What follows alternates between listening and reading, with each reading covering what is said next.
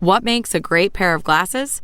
At Warby Parker, it's all the invisible extras without the extra cost. Their designer quality frames start at $95, including prescription lenses, plus scratch-resistant, smudge-resistant, and anti-reflective coatings, and UV protection, and free adjustments for life. To find your next pair of glasses, sunglasses, or contact lenses, or to find the Warby Parker store nearest you, head over to warbyparker.com. That's warbyparker.com. It's the Opperman Report. And now, here is investigator Ed Opperman. Okay, welcome to the Opperman Report. I am your host, private investigator Ed Opperman. So tonight we're doing a special show about a topic that came up online earlier in the week. And it's the story of the school shooter, about this school shooter back in 1979. I think her name was Deborah Spencer. Let me see what her name was here. Brenda Spencer. And she was the first school shooter back in 1979. And it's the topic that brought about, inspired the song, I Don't Like Mondays by the Boomtown Rats. So just a lot of mysterious stuff going on there, a lot of weird conspiracy type topics going on with this. So I invited Nathan Lewinski, who's hey, Nathan, are you there? Hey, Ed. Yeah, I'm here. Hey, man. Why don't you tell us a little bit about yourself, and then we'll get into the story.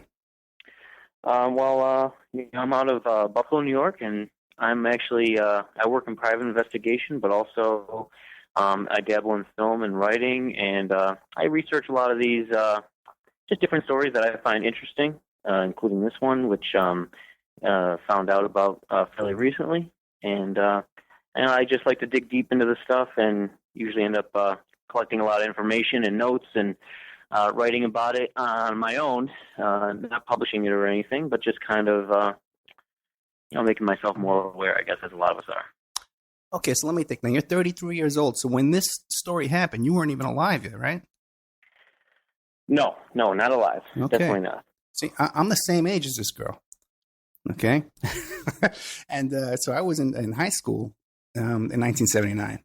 And I remember this story distinctly because my friend Billy Gardner, who was kind of a punk rocker type guy, they were playing the song, and he says, "You know what this song's about?" He goes, "There was a girl who took a rifle and started shooting these little kids at a school, across the street from her house.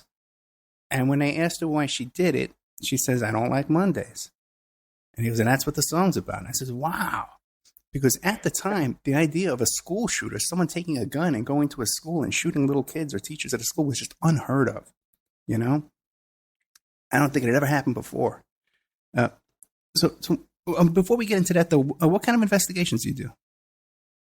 Well, I myself, as maybe a lot of people, they always think it's like, cheating husbands or right. This sort of thing. But for the most part, it is a insurance type, workman's comp type investigations. And partly what I do is handle video and also background checks and that sort of thing. Basically just as it is with some of these topics, just sort of digging up as much information about subjects as possible. Yeah, you definitely do have an advantage when you're researching these stories if you have access to databases and stuff like that. So, okay, let's get into this, man. Now, so give us an overview of the story of what happened here. Okay, without going into the background of it, just starting off with that day, 8:30 a.m., January 29th, 1979, Brenda Ann Spencer, small girl, 5'2", 85 to 90 pounds. Someone described her as a bar of soap, just tiny, tiny girl. And, the bell rings for everyone to go into this elementary school, and her house, she lives across the street. She didn't go to school that day. And when that bell rings, 8:30, kids are going in, parents are still dropping them off, and she just starts firing a .22 caliber rifle out of her window at the school, popping off shots for about 15 minutes. Not, it was a semi-automatic rifle, Ruger .22 caliber, and it's funny. Everyone hears .22 caliber, they almost think it's like a like something that wouldn't even kill you. But that is, as I've often found, is the type of weapon that is used for, whether it's the CIA or whoever. They're going to assassinate somebody, they'll shoot them in the head with a 22 because the thing rattles around their brain. That takes care of business. But anyway, she fires off shots for about 15 minutes, and she wounds, after all is said and done, she wounds 9 people, kills 2, the principal, Martin Ragg, and the custodian, Michael Suker. Both those guys are in their 50s. And, wounds kids. No one, some critical, serious, somewhat in between. And then I guess for about 20 minutes she held down, didn't do anything. And then about 9 o'clock, as police officers were coming and SWAT team, that sort of thing, she started firing some more. And wounded one officer, 28-year-old officer, in the neck. And I think he hit another and almost killed a principal. It seemed, and actually, from other writings about the case, it seemed that she was targeting adults more so. She had something about, and people had talked about, she had this, she really wanted to kill a cop, like, from friends, or, she didn't have a lot of friends, but other kids at school. She talked about it. She was always kind of turned on by the idea of television and these cop shows, a popular show at the time, SWAT, which you probably remember. Sure. And, because SWAT was fairly new back around in 1979. The whole idea of the SWAT teams was brand new. And even when you look at those old pictures of the SWAT team guys back in those days compared to these guys you have nowadays, with the helmets and the vest and with all this tear gas on their bodies all over the place. SWAT was just kind of guys who were just climbing around on ropes with rifles. Actually, the only thing that differentiated them was just the, a little bit different color clothes. When I was watching this week, I was watching a documentary about it by a British documentarian, or for British television, and they showed some news footage from the scene. And it was just guys in cargo pants and T-shirts running around with mustaches. There was no helmets or riot gear. The guys now, it looks like a crazy movie. It's like wild. These guys, and I know you've had plenty of people on your, show in the past and around these same circles. The police is like a military thing now. It's very different than it was back then. Yeah, it's amazing, to live through the past 40 years, man. And to see how things have changed, it's just shocking. But that's what was so shocking about, because now we think of school shootings, it's common, But this was like the first one. In your research, did you find any before this? Well, one of my friends online, he had even directed me to a book that was sort of a, was dissecting all the school shootings and that sort of thing. And what sets this one apart is that it's a mass shooting. I think there were cases, kid goes to school with a gun, might shoot at a teacher or another student, things that are more isolated. Right. And also, and as is the case, this is America, and, there are, the racial differences. Things will happen in inner city schools. They're not even a blip on the radar. Whereas this is a suburban middle to upper class or upper middle class, neighborhood in school. So it's almost like one of those, oh, this can't happen here. This doesn't happen here. We're all very nice white people. No one shoots anyone. You know what I mean? And so that factor makes it even a bigger case, as a lot of that stuff is. I remember as a child, in Buffalo, New York here, there was a lot of stuff going on in school, in the inner city schools. There was a lot of violence and shootings. And then when, the Columbine stuff started to happen in the late 90s, then it was like a huge deal across the nation. And I was like, well, I remember on the news, this stuff was happening in the inner city. Why, I was only a 10-year-old kid, 10, 15. I was like, well, why wasn't that there? But, as you get older, you start to figure out how things work. Yeah. So now, what do you think was the motivation behind this? Obviously, I guess now what happened is a reporter in the area, they figured out where the shooting was coming from. They looked up the number and they called. They called the house. And this is where the quote, "I don't like Mondays," originally stems from. And obviously it turned out to be the song, the Boomtown Rats, the Bob Geldof song that actually ended up being pretty popular, number one in Britain, I guess, at the time. But that seems like a very childish thing to say, right? It was, it almost seems like a throwaway comment, even though that's the thing that's focused on. If you look it up online, I mean, that's the quote. That's the thing that makes it famous in a lot of ways. But it doesn't seem that makes any sense.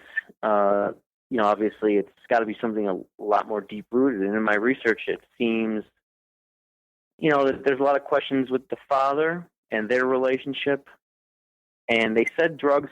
She said she might have, she was like high and intoxicated, but apparently toxicology reports came back negative for anything like that. And the arresting officers said that she didn't appear to be intoxicated in any way. Well, did she have a history of using drugs? And I know there was alcohol bottles all over the house.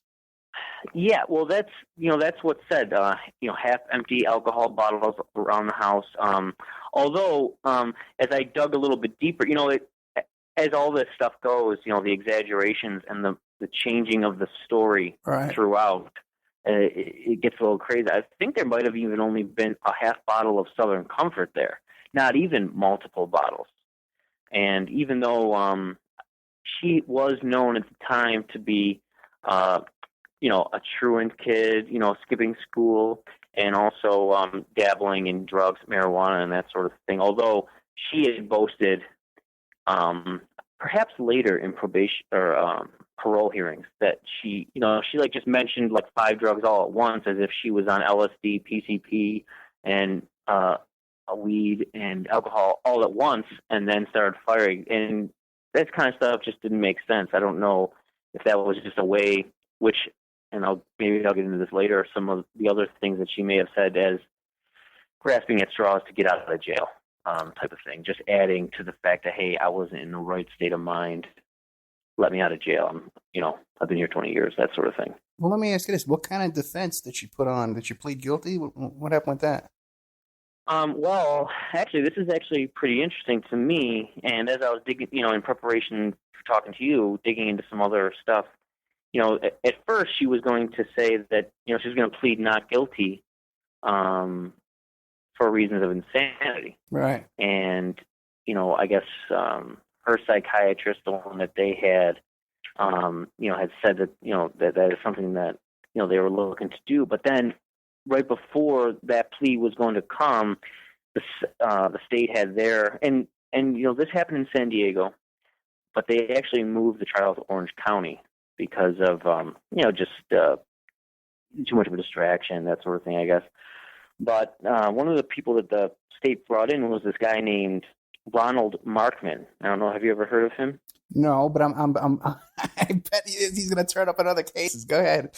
I guess he's turned up in every case in Southern California. Yeah. He's the guy that comes in to get a what did they say? Impartial assessment. But for a lot of people that listen, and I'm sure and people who read books like maybe Dave McGowan's Program to Kill, they like to move these things along, get the guilty. They just streamline them to guilt just to get them in jail and to close cases. Yeah. So they don't want these things spreading. And that's pretty much what happened. She came in, they were going to go with the pleading not guilty by reason of insanity, and then she came in, pleaded guilty, calmly said, I shot the students, I killed those men. And then when she stated her name or her birth date, as she was telling them, I was born April 3rd, 1962, she started to cry. And that was just the end. There was no trial. I mean, it was basically just over then. Then they just deliberated on how long, what the sentence was going to be. Right. There was no real looking into it. And actually, we were talking about that day, and we were talking about the SWAT team. And, they had a standoff for about 6.5, 7 hours after. This whole thing didn't really wrap up until about 3:30. There was how should I say, the sheriff, the lead guy, he was, yelling at her with a microphone. They were trying to mess with her, trying to coax her out. She was going to say, I'm going to come out shooting. Now, these guys with the helmets nowadays, these super cops, they might have just ran in there and killed her in a second. I mean, who knows? They tear gas, flashbangs, the whole deal, yeah. Yeah, they're just, everybody just blowing up the whole house, and that had just been, case closed. But they waited, and she did give it up. And one thing I found real interesting was they never really did any forensic searching at the school, looking for like the bullet holes or anything like that. There was nothing of that done. And I guess all they did is walk through the house for about 10 minutes, took a bunch of pictures, and left. They never, according to this one book called Does Anyone Like Mondays, which is pretty much a book all about the case, the author, who was real close to it, discusses how they're only there 10, 15 minutes. They didn't search the father's van, which is apparently where she got most of the rounds. She was sitting on about 750 rounds of ammunition for the rifle. And even though they say there was only 40 shots, 36 casings they found in the house, and they said there probably be no more than 40. The father, he thought she must have shot a lot more because they only had about 500 left or so. And he knows that there was 750. So either she missed a lot, or it's hard to say. But one thing that they found interesting, they even I guess there was like a shrine to the Grim Reaper in the backyard of the house. Get out of here! Yeah, that's what I found in this book, which I was just sort of thumbing through this morning, and I was like, that is very odd. And when you look at this documentary, if anyone looks it up, it's just called I Hate Mondays, and if you look it up on YouTube, it's 6-part. It's broken up into 6 parts, and some good information from 2006. They actually interviewed the father, and you can see that he's kind of he's got shit all over the backyard. He's kind of a I don't know if you can say like a pack rat, but he didn't want them to go in the house. And at the time, during the interview, but then at the time of the shootings, it is sort of talked about that, he didn't have a lot of furniture. It was almost kind of squalor. Right. They were both sleeping on a mattress on the bed. They were sharing a mattress on the floor, right?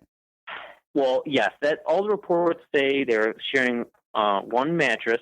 The mother said this, and it's cropped up in everything I've read. Even though he denied it, he said there was 2 separate mattresses in the bed. They shared a bedroom, but it was 2 separate. But that's where things start to get a little bit hairy as far as his background. And and he wasn't making terrible money or anything. It's not like he was a poor man, and from his own admission, he was a recovering alcoholic. Right. That's what he says, that he wasn't drinking. So when they said they found the alcohol, the Southern Comfort bottle, this sort of thing, that he was surprised it was there. He had no idea, which doesn't make a lot of sense. I mean, at the time, he was living there alone with her, his older boy, who I think was 22 at the time. He was already gone, and he had another daughter as well with his first wife, who wasn't living there either. So they were there alone and living in squalor, quote unquote, even though he was making about $50,000 a year over at the San Diego State College. Now, do we know any details about the divorce and the custody issues? Because that could have driven him to poverty easily. And even back in those days, he might have had to give her alimony. Well, he did. Right. He did at first. They got divorced in 1972. So about 7 years before this, Brenda, she was only about 7. Or, no, well, let's see, 16. Yeah, so, 9 years old, whatever. Okay. And so they got the divorce, and he won custody of the kids. He says in the interview that he fought for them, although I guess something that a quirk in the custody battles of the time, if most of the kids want to go with the one, then they'll all go. The judge will just make the decision. Okay, he's not going to split up children. All right. They're not going to do that sort of thing. Even though in this case, the kids were older. The 2 older kids, and it is kind of strange. He was making $50,000 a year in today's money. It was less. That's translated to today's money. So not great money, but definitely okay money. And at the time, I know things were a little bit cheaper. And the wife was an accountant. She did like her own private accounting business. Dot was her name. And she was making a lot less money, like half, maybe even less than half of that. And she lost the kids, but he was paying her alimony, right, which he got out of a year later. In 1973, he petitioned to get out of it. Probably because, he's the one taking care of the children. He's got 3 kids. Why is he paying her money? She's just living on her own. That's probably, and I think he did win that. He wasn't paying her any more money. Well, believe it or not, back in those days, you had to pay alimony, even if the wife made money and earned money. And what would the big change would be is if the ex-wife would have remarried or had a live-in boyfriend or something like that, that would be the grounds to get out of alimony. Things were so different back then, you can't imagine. Okay. It was just a whole different world, man, as far as that kind of stuff went. And so it was very unusual for a man to get custody of the kids back in those days, especially like a 9-year-old girl. Yeah, well, 3 kids, all 3 of them. Yeah. And I guess, whether it's and that is strange. I did find that to be strange, although there is talk that the mother was a little bit aloof, or, maybe that's not the right word, but, not as attentive to the children as maybe she should have been. But for whatever reason, the judge brings the children into the chambers alone, and they discussed it, and they wanted to go with the father. Wow. Who knows? Maybe he just was more lax, and they could just do whatever they wanted. I mean, that often happens. I mean, if you're 15, you want to go with the cool parent. Sleep on the mattress on the floor. But now she was a troubled kid, and she was suicidal before this. Yeah, what's funny is, interesting. She actually shot out the windows of that school the summer prior. She took a BB gun, shot the windows out. She had to get psychologically evaluated. They just months prior, the evaluation told the father that, hey, this girl is, depressed. She is suicidal. Said that right to him. In the recent interviews, he kind of denies that he would even know what that means. And at the time, I guess he just he didn't even really care. He just kind of moved along. I guess, the wife describes him as a loner, someone that doesn't want to be bothered by other people. And that does kind of fall hand in hand with that part of it, because a lot of people, just like people don't want to go to the doctor, they don't want to listen to other people telling them how to live their life. Right. So, but he took her out shooting. They used to go to the hills around San Diego, go shooting. And for Christmas, a month prior, he bought her this .22 caliber rifle that she shot up the school with. And according to the information, she asked for a radio. He bought her a gun, and she thought that he wanted her to kill herself, even though by his admission, his quote is that they were best friends. This is at least what he projected. Not everyone's going to tell the truth out there in public. Yeah, but even at that time, okay, you got a suicidal kid, finally buy a rifle. But to buy 400 to 700 rounds of ammunition is like, what would did anybody ask him why he did that? Well, I guess, what happened was they had gone out shooting this prior weekend, beforehand. And, he just had that in his car. And I guess she was going to stay home from school, and she asked to go into the van or get the keys to the van. And I guess she snuck out the ammunition. That's kind of the way it's worded in this one write-up, the book I mentioned before. Right. So it's not like she just it's not like she had a drawer and that was her own personal stash of ammunition. Although it does seem that, that's what they're into. They liked shooting, so she had full access to some of that. I guess they only had handguns in the house besides. And even though, if anyone cares to search around a little bit, you'll find some grossly exaggerated stuff about a garage full of, like, an arsenal in the garage, which I don't know where they'd even have gotten that from, because the police themselves, they did not search the home. So that's clearly a lie. Whoever wrote that online or in their books, that's falsified. That's fascinating, but consider if the guy was borderline poverty, it's a strange priority to invest so much of your money in ammunition. Yeah, that's true. We all have our hobbies. Yeah, okay, yeah. Some of us like to eat or sleep on a bed instead of on the floor, as a hobby. Oh my God, what a crazy story. I know San Diego is an expensive place to live. I know now, certainly nowadays. I'm not sure how that equates to back then. I mean, everything is so much different. Everything, costs so much different. This cost of living and that sort of thing. But I really just can't wrap my mind around why he was so impoverished or appeared to be so. If he's not an alcoholic, at least that's what he claimed. Because usually that kind of stuff that kind of money goes towards drugs. Whenever you see somebody and you can't tell where all their money's going, but they don't have anything, they don't have a pot to piss in. Right.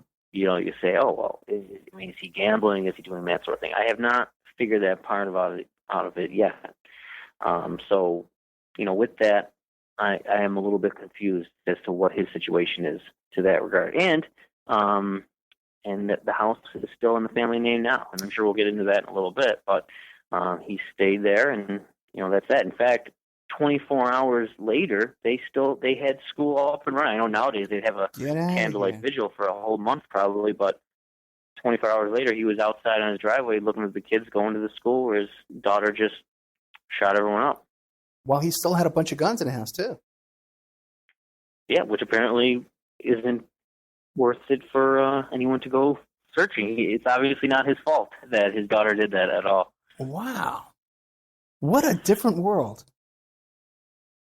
Yeah, well, that's why I always wondered, if this was me and let's say one of my kids got injured, or if it was my spouse who got killed, like the principal, his wife, and that sort of thing, man, I'd be suing that father into the ground. Like, he'd be done. And even if I didn't do that, someone else will. There'd be a class action lawsuit against this guy and manslaughter or something. That he just walked away without any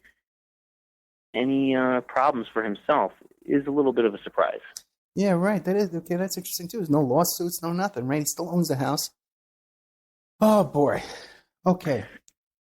Now, when does the song come about? Bob Geldof. When does he insert himself into this thing? Well, now the Bob Geldof stuff was apparently he was in Los Angeles at the time, and while he was doing a radio show, that over the ticker, this story came out. Whether it was the next day or that day, somehow he got wind of that "I Hate Mondays" quote, and he wrote the song shortly after, and Bob Geldof has some, he rubs shoulders with the elitist crowd of the world, really, with his quote unquote charitable works and that sort of thing. And a lot of people probably, I know for myself, I didn't even realize who he was at all, except that he's in Pink Floyd The Wall, the movie. He stars in that. But he wrote that song shortly after, and one of the probably the most interesting line is the very first line of the song, where it says, the silicon chip in her head went to overload. Right, got switched to overload, yeah. And, and I'm sure people who listen and everyone that's sort of circling these topics, I mean, when it comes to mind control activities and that sort of thing, it just kind of makes you wonder, like, what caused him to tap into that? I mean, I guess it is kind of an interesting quote, and I can see artistically, if you want to look at it objectively, hey, that's interesting. I could see someone writing a song about it, sure. But, it certainly took off, made it more popular. In fact, I guess she wrote him saying that after she gets out of jail, she'd like to meet him and thank him for adding to her popularity. Let me ask you a question. When were silicon chips invented?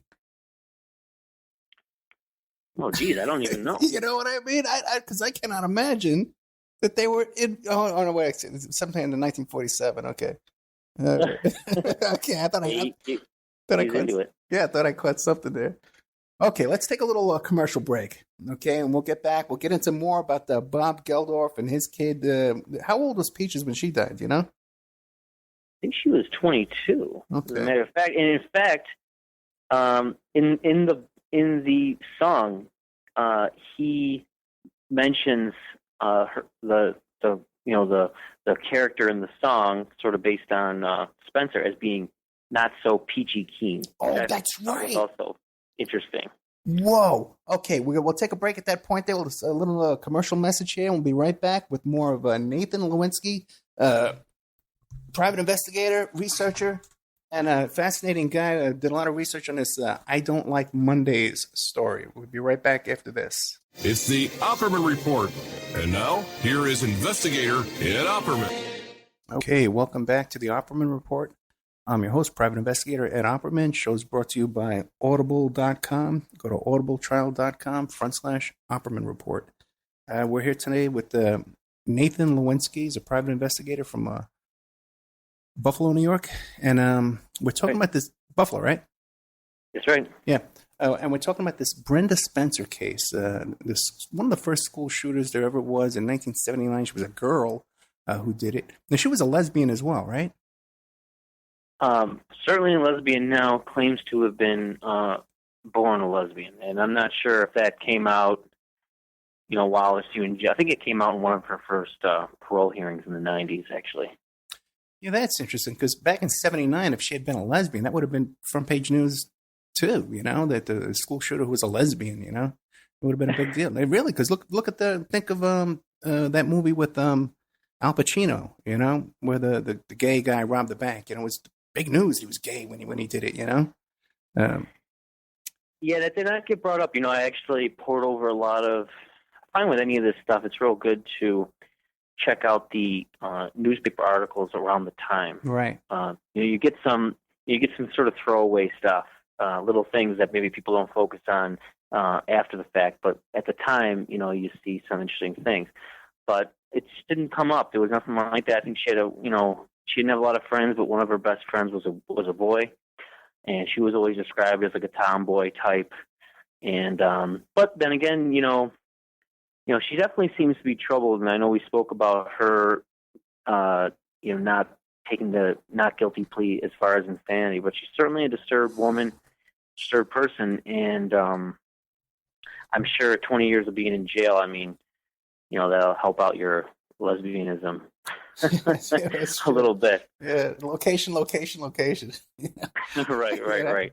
Now, what about that kind of gets into the idea of the that stuff with the father. Now, in 2001, she claimed that was the first time she had said this, that she claimed that he was abusive sexually, and that may have played into sort of her psychological downward spiral as it is. Okay, that would make sense. And then we have another indicator, because her father married her cellmate. Yeah, and I know that me and you had a short discussion about this earlier in the week, about how this is, it happens, it happens fairly often, because there's a connection there with someone, whether they visit or, like you said, making calls through another, like your cellmate's family member, and there becomes this sort of a friendship can sort of blossom there. But before she got moved into an adult prison, she was in a juvenile detention center, and the cellmate that she was with, Sheila McCoy, who was actually a little bit younger than, now this is where it gets a little weird. I kind of had to piece this together a little bit later. So this girl is a little bit younger, okay, but I guess looked a lot like Brenda, the red hair and the whole bit. And so when she gets out, she was put to a halfway house, and she ran away from there and ran to Wally Spencer's house, which was still across the street from that school, lived with him, ended up getting impregnated by him, and then they got married shortly thereafter. And then as soon as she gave birth, or very shortly after she gives birth, she runs away from him, abandoning her daughter with Wally, with Brenda's father. And then he has raised her ever since in that house where she still lives. Right. And actually, her name is, if it's fine to say her name, her first name. Yeah, why not? Yeah. Her name is Bree, which at first I didn't think about it. I was like, hey, that's like Brenda. That's almost the exact same name. Yeah. And she might even have looked a little bit like her. If her mother resembled her, who knows? It's almost that also seemed very strange. And when I looked it up online, the address and everything, it still lists her as as the resident of that house. Now, as far as him being there, I'm not so sure about that. I mean, I think he's alive. I really was hunting down his obituary or a possibility thereof, but he was born 1929, so he's fairly old. Yeah, he'd be up there. But now, how old is the daughter now? Well, she's got to be about 35. About 35 years old, still living in that house. That's very interesting. Yeah, went to university, studied sociology. I guess, fairly, I wouldn't say fairly successful. I mean, I can't really speak on that part of it, but to be able to make it through and go to college, I mean, that's, you're doing okay. I mean, you've made it that far. But, it makes me wonder now, when he married Brenda Spencer's mother in the 50s, she was 19 and he was 25. Okay. And then, I guess in the one interview with the mother, she said that she suspected that she thought that there could be something going on between him and Brenda. Right. She didn't really say anything, but she thought that could have been a possibility. And, obviously there's a lot of mental problems. People do have, things going on with their mind naturally, but all the stuff that, we're seeing in this case, to shoot other people and to do these do these crazy things, and to be in that depressive state, I mean, and the way that he acts, it doesn't seem too far-fetched that could have been the case. Right. And right, definitely. And even the fact that he would buy a home across the street from a school, maybe his attentions were directed toward little kids, Well, yes, I mean, that is certainly questionable. When he's asked by the British documentarian how this happened, how did it happen that he married his daughter's cellmate? Yeah. He just said, he's like, I'm not going to talk about that. He's like, we're not going to speak on that. So this guy who, by his ex-wife's stating that he was a loner, didn't really like to talk to people, he was, able to coerce this young girl into coming to his house. Now, whether it was going to be a sexual relationship before she got there, or he impregnated, who knows? I mean, a lot of things that you could say, well, maybe she ran away from him because he got her pregnant and she just didn't get an abortion and then he kept the child. I mean, it's very odd when those things are coming up. And I actually, for those people who have looked into these, and I mean, obviously on your show, stuff about like these pedophilia rings and whether it's sex trafficking and the video element of that, and as far as pornography goes.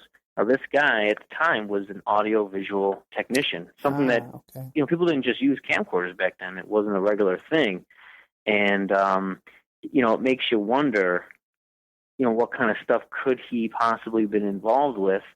And in addition, one of the things I read was that it seemed very clear that she was looking to assassinate that principal across the street. Like, she had it out for him because apparently she was a marksman, very good. He said it.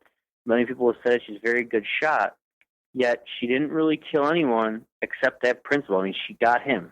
And then the custodian that went to help him, at least that is the story, that he ran out there to try to help him. But she made sure to get him. Always makes you wonder whenever you read about these stories, they make it seem like the killings are random. And then you see that there's certain connections that would lead one to believe that maybe the killings aren't so random. Very interesting. Very interesting. That's slipped my mind. I was going to ask you a couple of things. One thing, do we know what the value of that house is today, roughly? I don't know the value of the house now. I'd have to get like a zestimate. Okay, and when you say that he lured her and he convinced her to come to, do you have some indication of that, or maybe she just left, she ran away and she had no place to go. She says, "Hey, I know this guy. I'll go to his house." Yeah, I guess. Well, that is true. I mean, you have to know the address, and if you're the cellmate, if I'm in jail and I'm with my cellmate, and we're real close, and he's writing letters to his family, I would know the address. So maybe, and apparently he visited her every Saturday since she was locked up.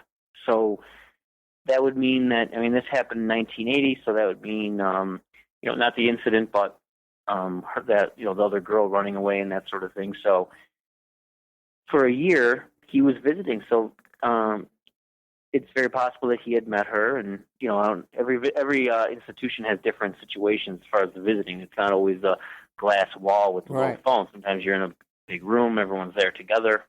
So it's hard to say. Now, what about this? You described an effigy to the Grim Reaper in the backyard. Yeah, that was just. That's all that was said of it. That there was, and when you see the interview on YouTube, his, like I said, there's some stuff. There's sort of like crap all over. It's not like a nicely landscaped yard with, things put in certain places in a regular way. It's just kind of stuff scattered. And I could see, maybe that was something that she did. Apparently there's some sort of tie-in with Alice Cooper, even, that she was big on the Alice Cooper, and that might have been. Now, she had never said this, and it doesn't come up too much, but I know in the one book I had mentioned and in a couple other things that she was heavy into the Alice Cooper, and some people in her school would say, oh, yeah, that might have had an effect, and, she's inspired by him in some way. That was right around that time with the satanic lyrics and stuff like that was getting a lot of publicity, and, is it affecting kids? Is it motivating kids? It was right around 1980 and 81. That's interesting, too. Now, Bob Geldof. Besides Bob Geldof taking this story and publicizing it and popularizing it, really, we wouldn't even know about it, Yeah, the way I stumbled upon it, just seeing a picture of this girl and someone saying a caption, mass shooter Brenda Spencer. And I was like, oh, well, that's something I need to be reading about. Yeah. There's this little girl shooting kids. That's obviously of some interest. It could keep me busy for at least a few minutes. Who knew it would be a whole week? But, yeah. And it's also in the Breakfast Club, scratched on the wall or written on the wall in the movie The Breakfast Club. It says, I hate Mondays. And that was only about 5 years after. And if anyone knows the way movies work, those things take a couple of years to develop. A year to actually, from start of the shoot to when it goes out in the theater. So, I mean, that was certainly part of the pop culture at the time that movie was getting made and the idea was out there. So, and I wish I won't even speak on that, but that Christopher Columbus, the guy that wrote and directed that, I think there's, I don't know. He had some, there was some oddball connections to him when I was sort of looking around a bit, but that wasn't this week. That was something else. I won't speak on that because I don't have all the details in front of me anyway. But, yeah, and, Bob Geldof himself, I just don't know. It certainly wasn't something that happened before. It was definitely after the fact. And, people who look into this sort, they look into popular music for, like, certain types of symbolism, or they're looking for, like people talk about that, the sort of mind control or mind manipulation.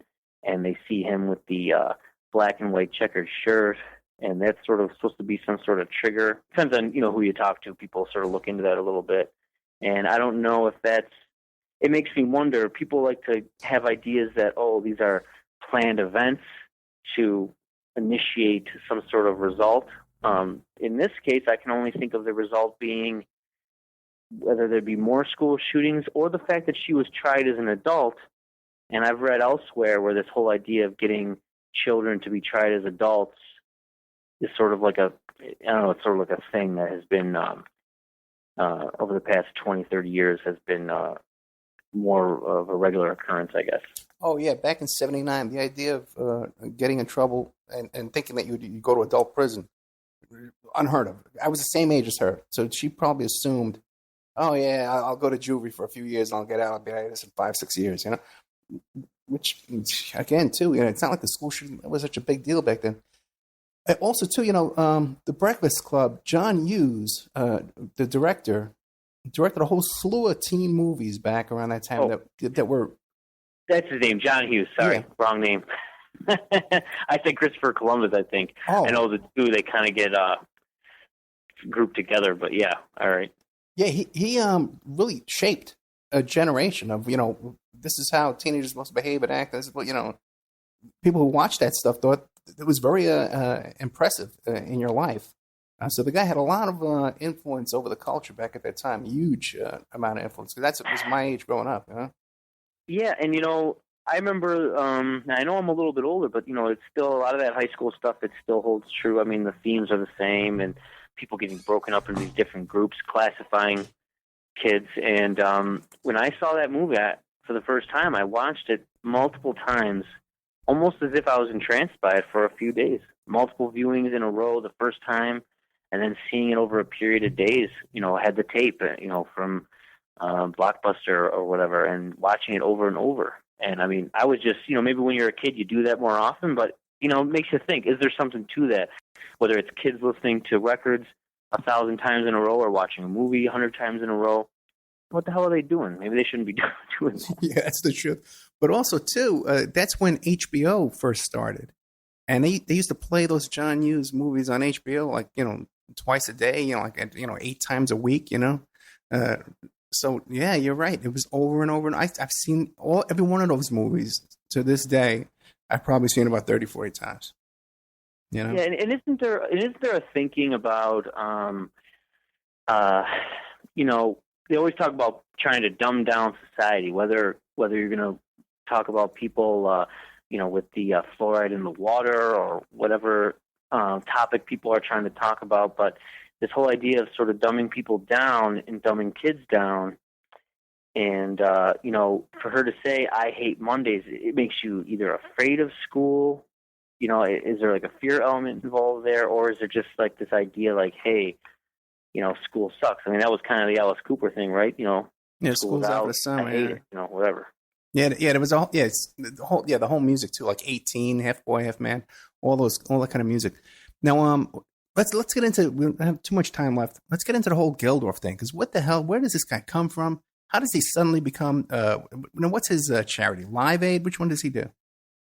Yeah, I think he does. Yeah, Live Aid. That's true, and he did that in the early '80s, and then I think he rekindled it recently. It actually kind of makes you wonder how here we are working stiffs, and this guy who had a couple songs that, just throwaway songs and in one movie, and then has a charitable event, once every 15, 20 years. What song did he have in his movie? What movie? Well, just that Pink Floyd movie. He starred in that, so that's his, and that's part of his fame to be in Pink Floyd The Wall. He played the main character, okay. Which, as anyone knows, in that movie, he's a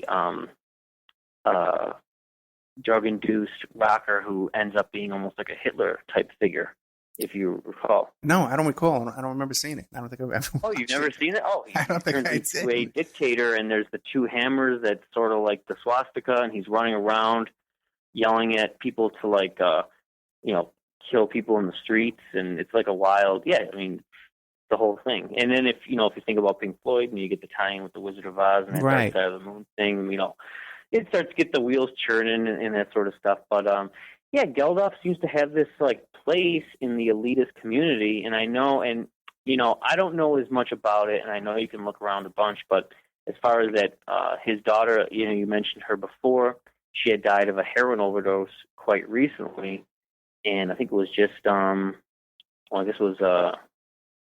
just last year, just a year ago. And there was talk of her, and I think her husband at the time, he's involved in some of this occult stuff, and they talk about the sex trafficking and this sort of thing. So I'm not sure where he fits in there. I really don't know.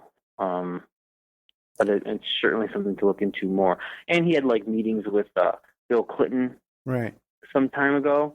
And I know, when you start connecting the dots with the Clinton and the Epstein, like you had that show about a month ago or so, it just sort of makes you wonder, well, hey, is he on one of those planes? Is this one of those guys? And, how does he play into the shaping of our reality? Now, but Bob Geldorf, too, wasn't there something with him? He was like in a love triangle, that there was a suicide, a hanging in a closet or something like that? I don't know. Another band member or something like that. Let me see if I can find it. I know I see your keys going. Yeah. No, I can't find it. No, it's all everything he talks about his daughter. But I almost remember that there was oh, you know what? This is very interesting too. He married his girlfriend right after the death of his daughter.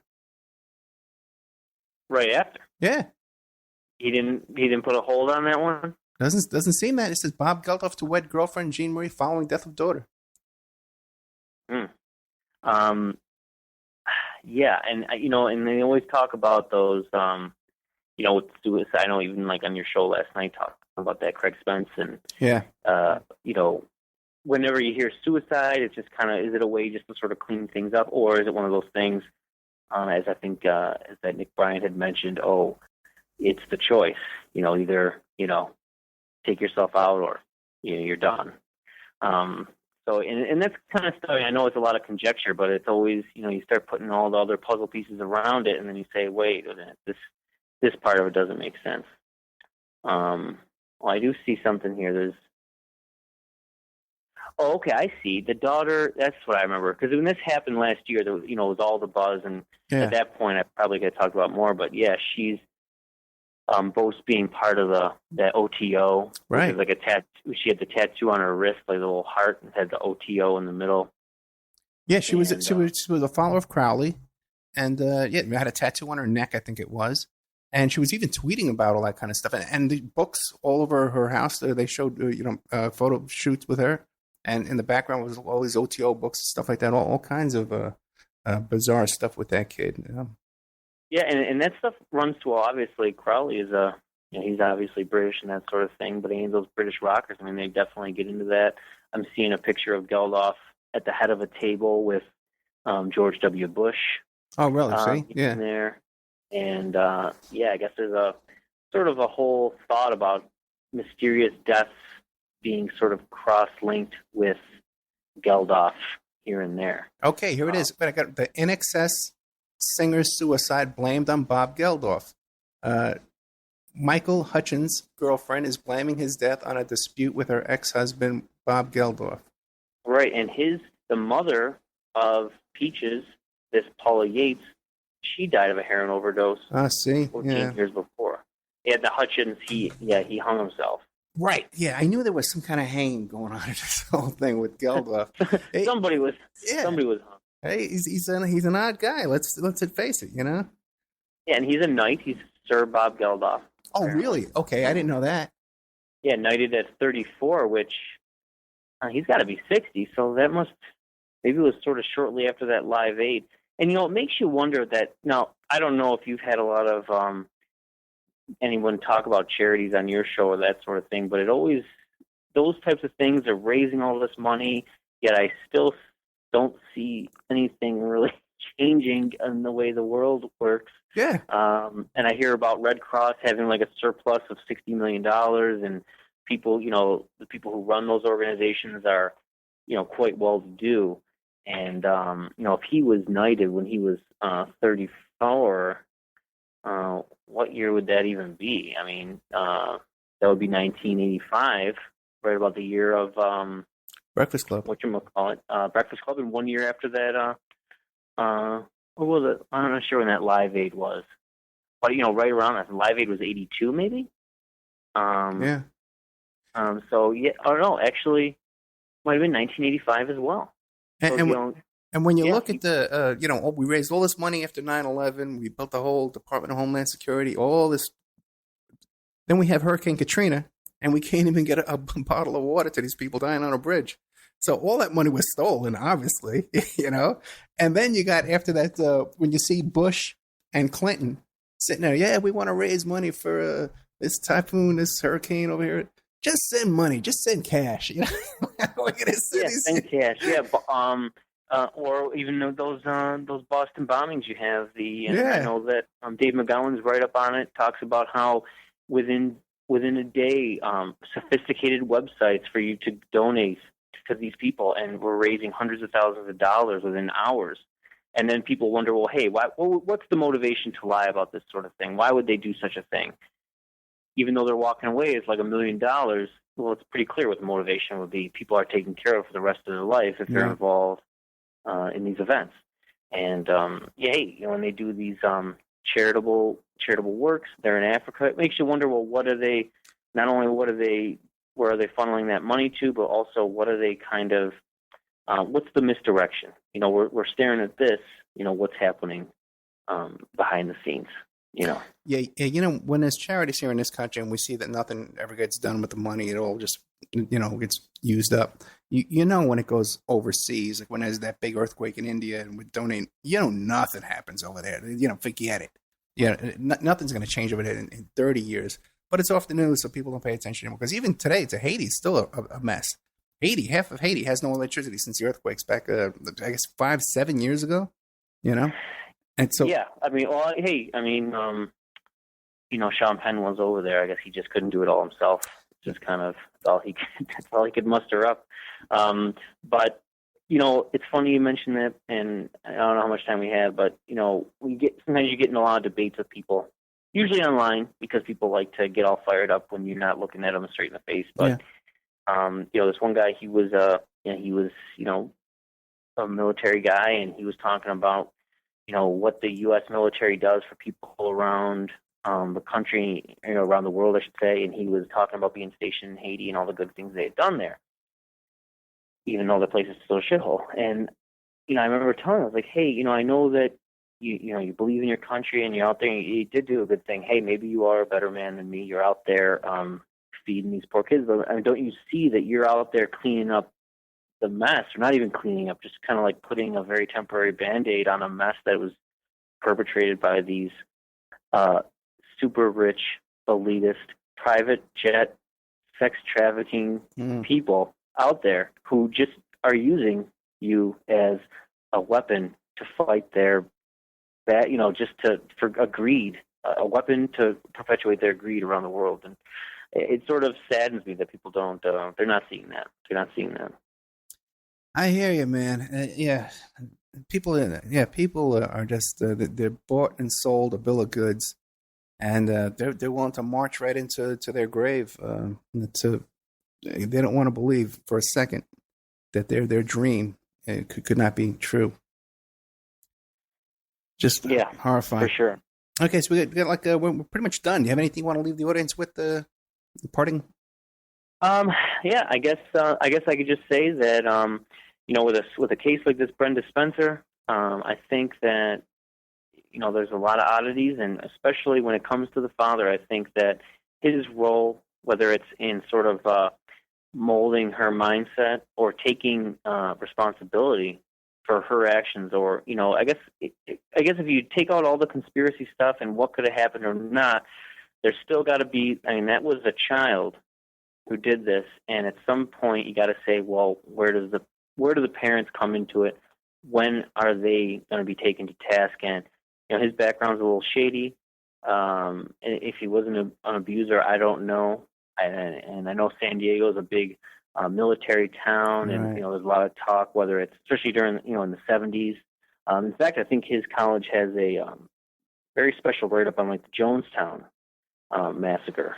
I know one San Diego university I was kind of looking into because I was trying to find connections between him.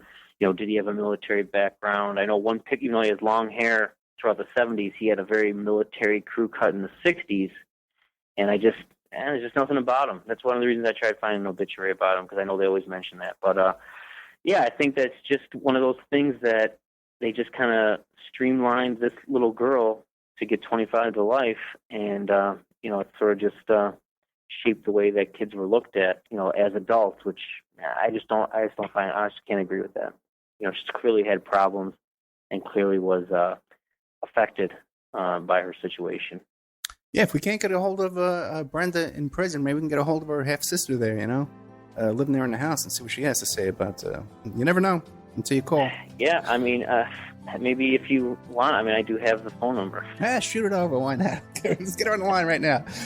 Okay, Nathan Lewinski, thank you so much, brother. I know it was kind of last minute. We said, hey, let's put the show together. So thank you very, very much for all the research you've done. I know the audience appreciates it a lot. And we'll be seeing you in the future. I know you want to talk about done a lot of research on Hitler and stuff like that. So hopefully we can do a second show in the future. Sounds good. I do look forward to it. And thanks again for the opportunity. Thank you, sir. Good night. Yep, have a good one.